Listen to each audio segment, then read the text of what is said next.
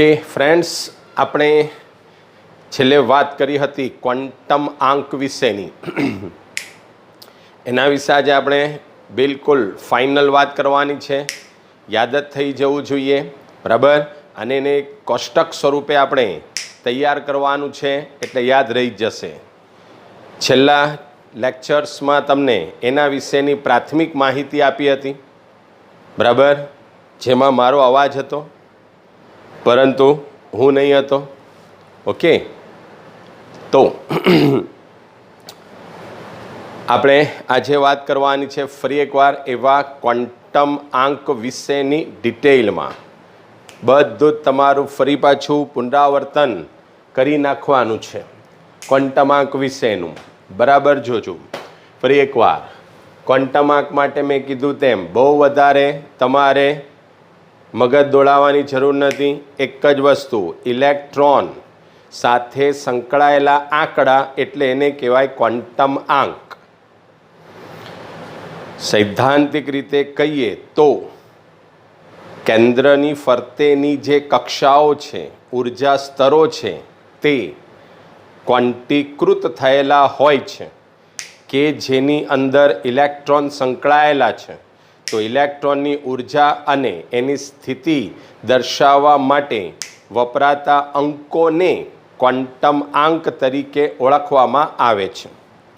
Okay, સૌથી પહેલાં તો આવે પહેલો ક્વોન્ટમ આંક, મુખ્ય ક્વોન્ટમ આંક. શું કહેવાય એને? મુખ્ય ક્વોન્ટમ આંક n. બરાબર. સૌથી પહેલાં મુખ્ય ક્વોન્ટમ આંક n.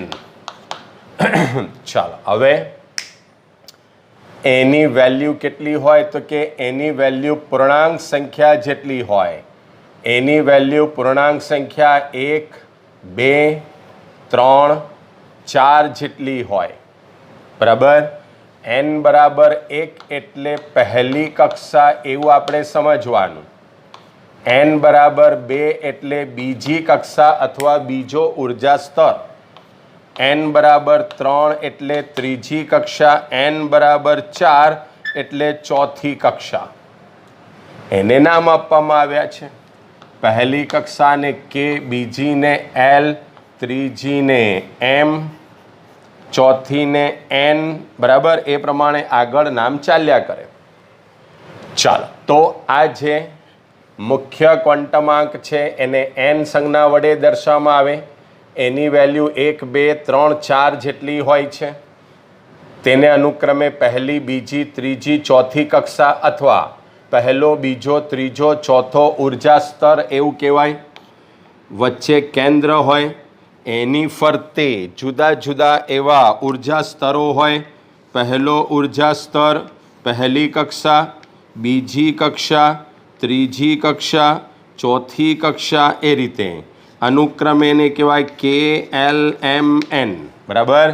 કે જેની અંદર ઇલેક્ટ્રોન વર્તુળાકાર માર્ગે ઘૂમતા હોય.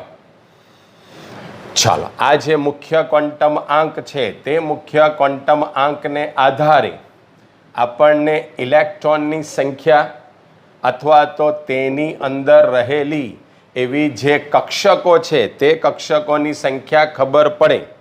દાખલા તરીકે કક્ષકોની વાત કરીએ તો એકદમ લાસ્ટમાં કુલ કક્ષકો કેટલી હોય? n² જેટલી. તો 1નો વર્ગ એટલે આમાં એક પહેલી કક્ષામાં કુલ 1 કક્ષકો હોય.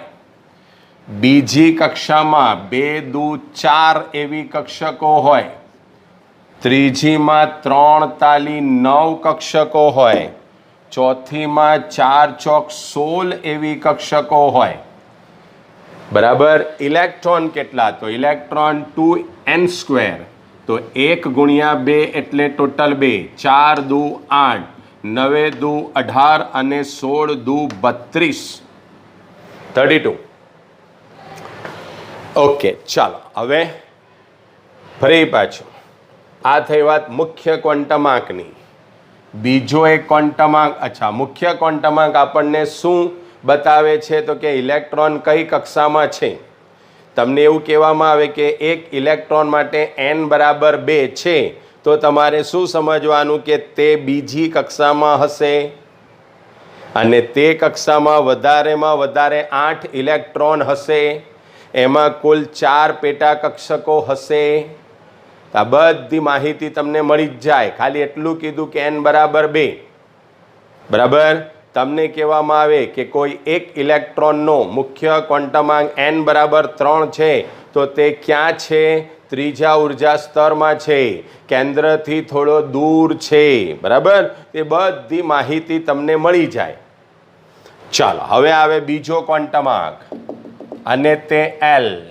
એને કહેવામાં આવે છે કોણીય વેગમાન ક્વોન્ટમાંક અથવા એઝીમ્યુથલ ક્વોન્ટમાંક. આવા કોણીય વેગમાન ક્વોન્ટમાંકની વેલ્યુ કેટલી હોય? તો કે 0 થી n-1 જેટલી. કેટલી હોય?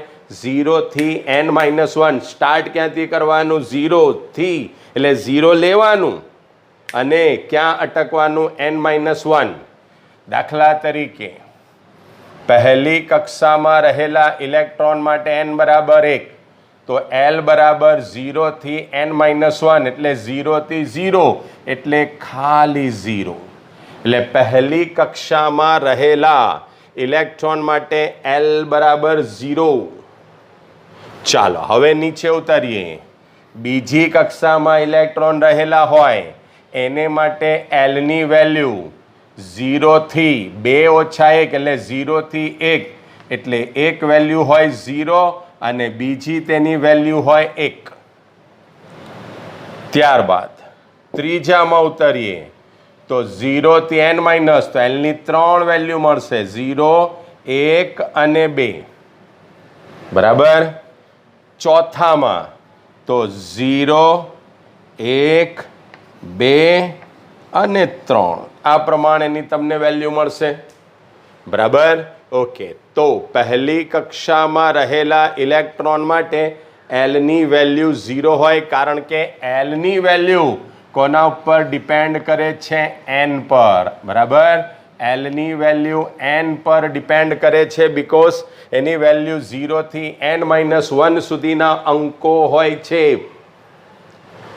0 પણ લેવાનું અને ત્યાંથી માંડીને n-1 સુધીના બધા પૂર્ણાંક લેવાના. બરાબર. તો 4 હોય તો 0, 1, 2 ને 3, 3 હોય તો 0, 1, 2, 2 હોય તો 0 ને 1, એક આંકડો આગળ અટકી જવાનો, ને 1 હોય તો 0. કક્ષક એને પેટાકોષ પણ કહેવાય. શું કહેવાય છે? પેટાકોષ. ઓકે. તો આ જે L ની વેલ્યુ છે એ કક્ષકનો પ્રકાર સૂચવે છે.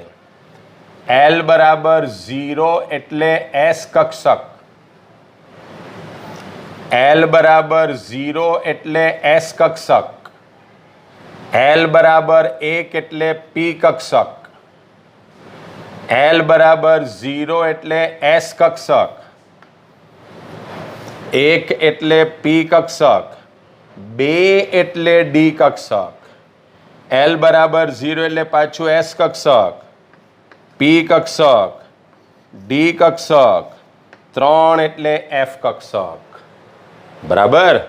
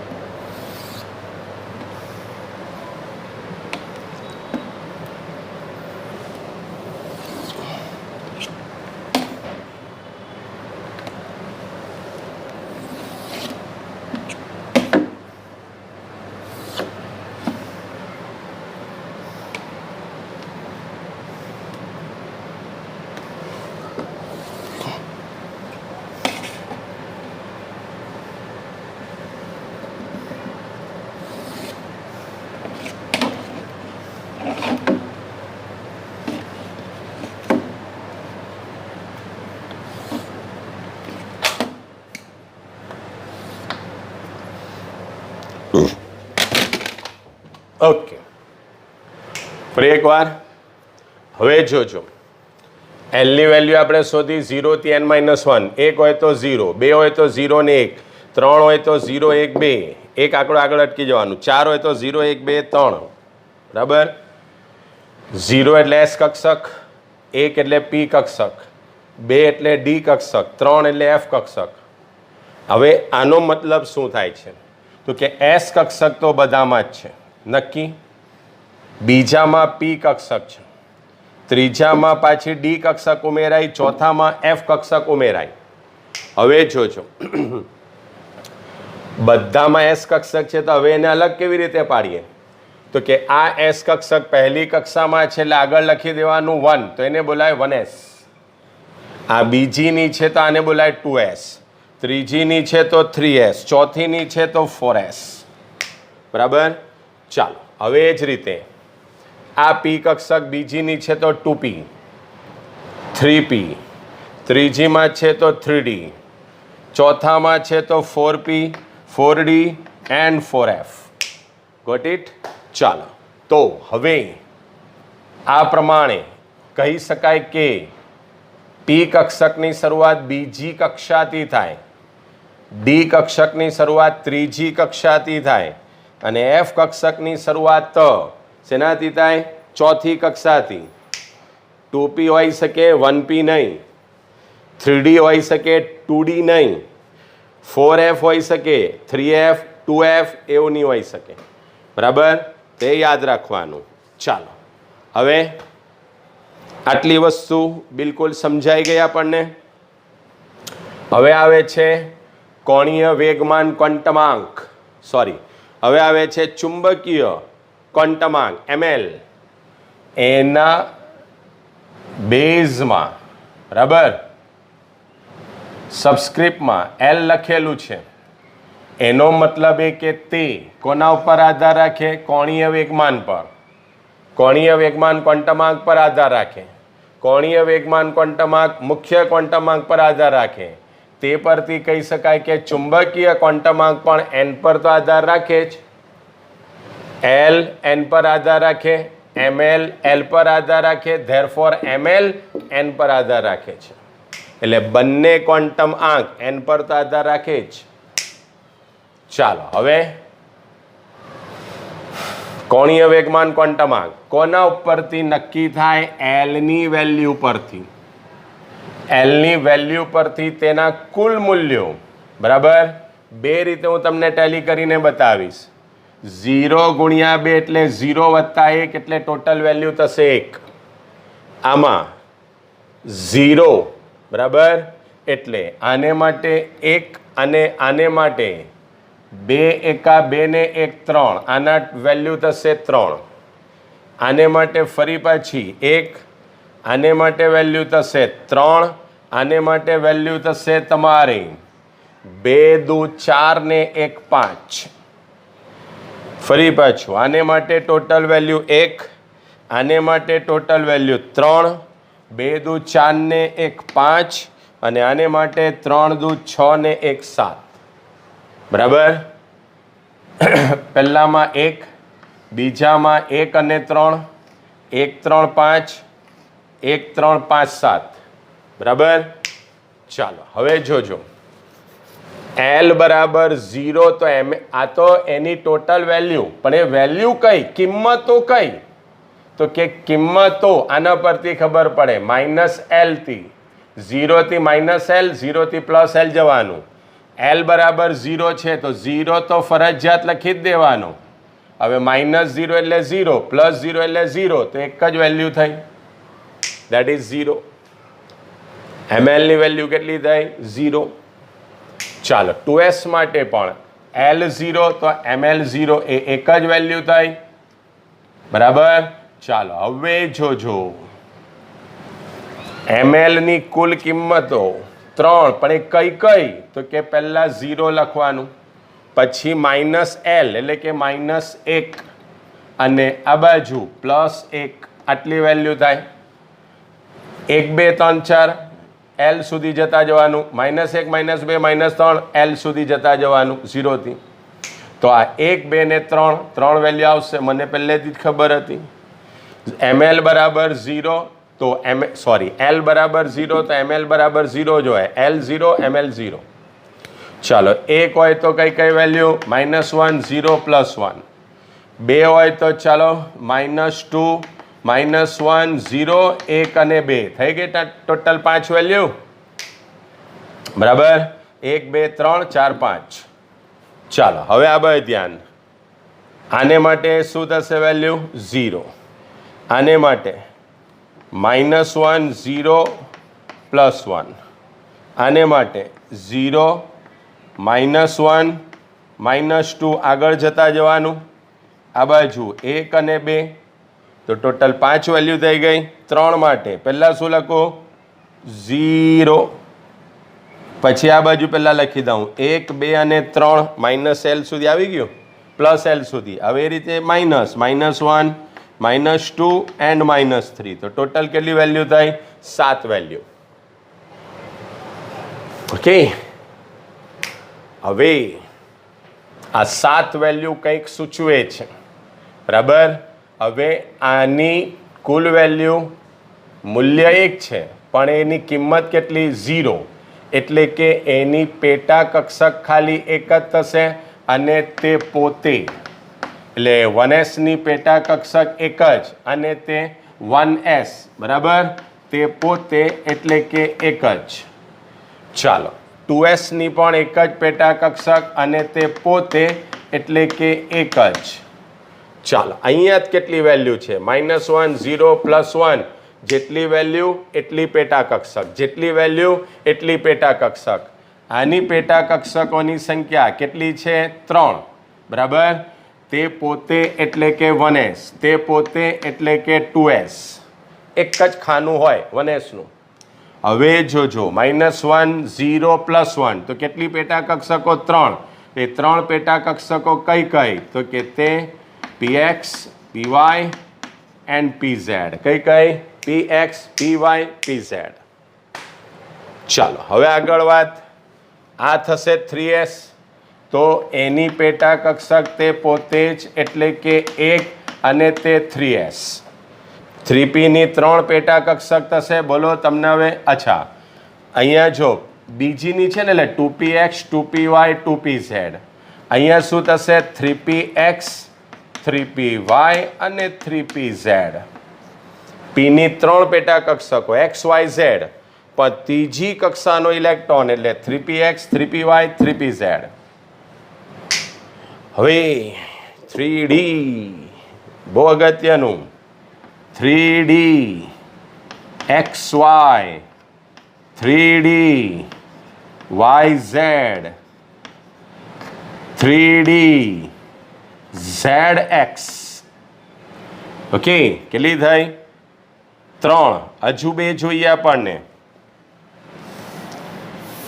ફરી એકવાર 3D XY 3D YZ 3D XZ.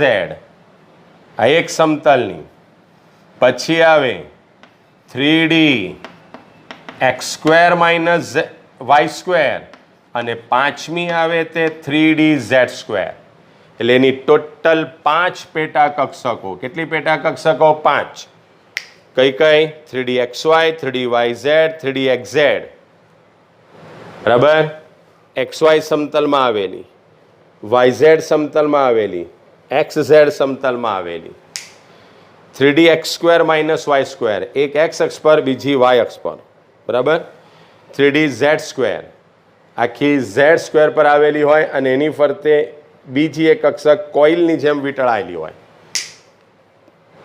ફરી એકવાર 3D ની 5 પેટા કક્ષકો 3D XY 3D YZ 3D XZ 3D x² - y², 3D z².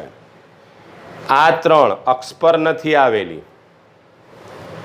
2 અક્ષોની વચ્ચે x અને y ની વચ્ચે y અને z ની વચ્ચે x અને z ની વચ્ચે. જ્યારે આ બંને અક્ષો પર જ આવેલી છે એટલે આમાં અપાકર્ષણ ઓછું આમાં અપાકર્ષણ વધારે. ચાલો એ પછી ડિટેલમાં આપણે શીખીશું. હવે બીજી વાત અહીંયા આવીએ તો 4s ની તો એક જ તે પોતે 1 અને તે કઈ 4s. ચાલો હવે પીની બોલો જલ્દી બોલાશે 4px 4py and 4pz. 4d ની બી 5 બરાબર. ઓકે બોલો કઈ કઈ 5 થશે 4d xy 4d xy 4d yz 4d xz 4d x square minus y square અને 4d z સ્ક્વેર. ખાલી આગળ 4 આવશે, બાકી પેલી 5 કક્ષકો જ. ઓકે હવે 4f તમને ચિંતા થતી હશે કે આ માંડ યાદ કરી, હવે 4f નું શું થશે? તો કે 4f માટે હજુ એની પેટા કક્ષકોના પ્રકાર નથી નક્કી થયા, પણ 7 પેટા કક્ષકો આવે એ વાત નક્કી, પણ હજુ એના પ્રકાર નક્કી નથી થયા. બરાબર. તમે સાયન્ટિસ્ટ બની શકો, ભવિષ્યમાં તે માટે સંશોધન કરી શકો. બરાબર. ઓકે તો અત્યાર સુધી એના આકાર શોધાયા નથી. કઈ કક્ષકના? એફ કક્ષકના, કોઈ બી એફ કક્ષકના. ઓકે હવે એમએસ એટલે ચોથો સ્પિન ક્વોન્ટમાંક. એની તો ખાલી 2 જ વેલ્યુ હોય. બરાબર. +1/2 અથવા -1/2. બરાબર. આવું બીજું છે?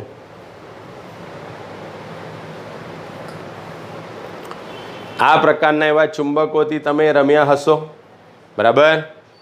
આ ચુંબકને બરાબર એક ધરી પર રાખીને બીજા ચુંબકને એની સામે લાવશો ને તો તે ક્યાં તો આકર્ષાશે, અથવા તો શું થશે 1/2 આ દિશામાં ફરી જશે.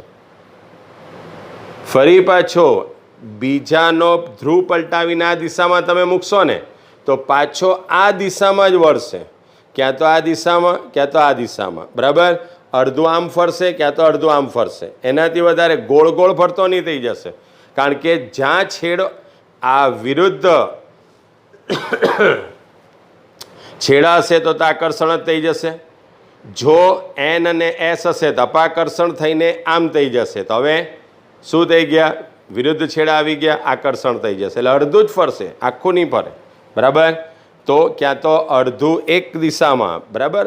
એને કહેવાય ઘડિયાળના કાંટાની દિશામાં. કઈ દિશામાં? એક ક્લોકવાઇઝ કહેવાય, બીજું એન્ટી ક્લોકવાઇઝ કહેવાય.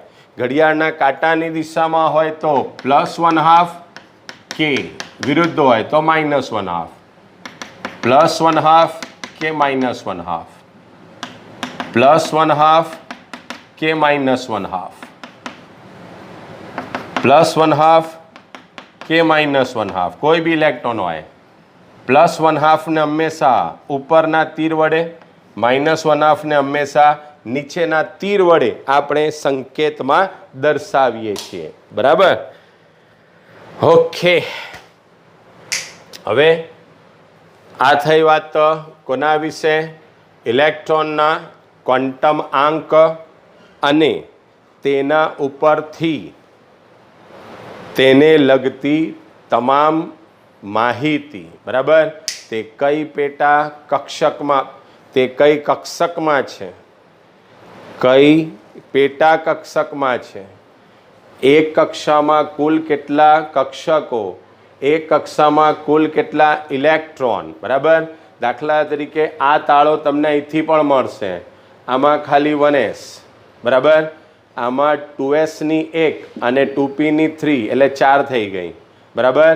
અહીંયા બી ટોટલ તમને મળશે 1 + 3 એટલે 4, 1 + 3 + 5 એટલે 9, 1 + 3 + 5 + 7 એટલે 16. પછી દરેક ખાનાની અંદર 2 ઇલેક્ટ્રોન ભરાય, એક ઉપરની સ્પિનનું, એક નીચેની સ્પિનનું.